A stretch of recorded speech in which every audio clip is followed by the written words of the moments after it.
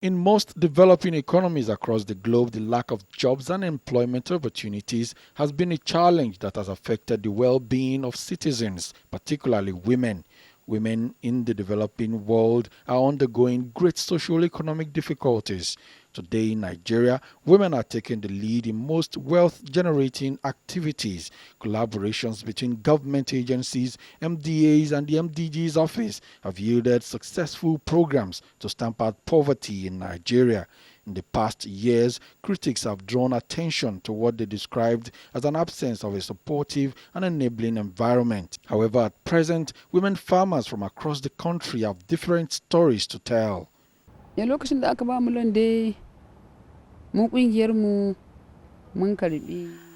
union got about 985,000 naira and we were able to pay before the due date.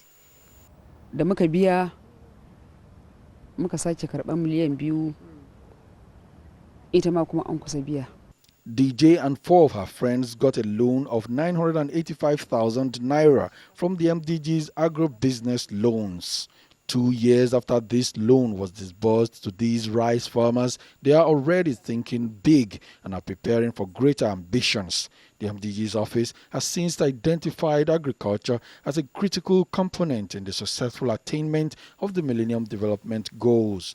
It believes the 8 Millennium Development Goals have links to agriculture. The upward trend in global food prices in the last quarter of this decade has made agriculture not only attractive to Nigeria but Africa as a whole.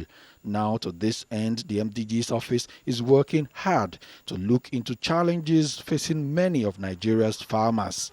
Today, the majority of the farmers in the country have a low level of formal education. They do not have the tools to enable them to become more productive. Assistance from MDG's office and other stakeholders is giving this sector a facelift.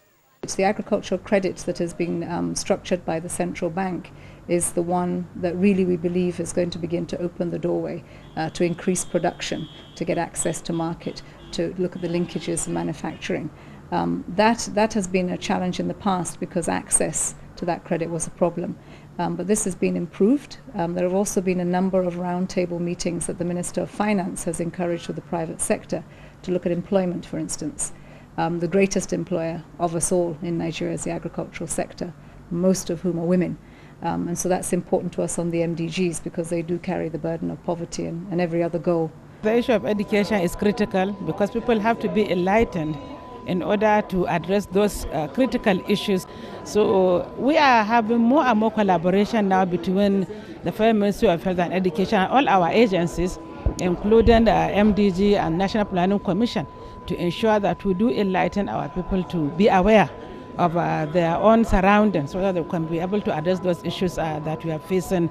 Following its endorsement of the Millennium Declaration, Nigeria has clearly demonstrated its commitment to the realization of the MDGs by 2015.